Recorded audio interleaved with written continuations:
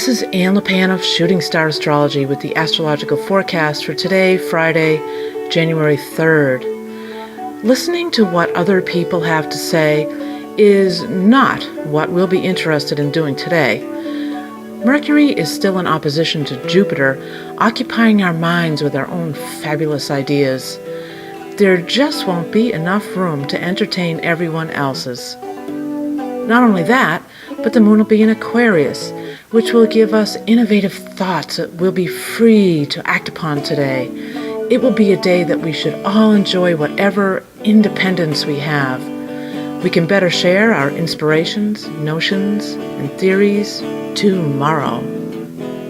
The word of the day is determination. We could drive ourselves to greatness today with the assistance of the brute energy of Mars and Pluto.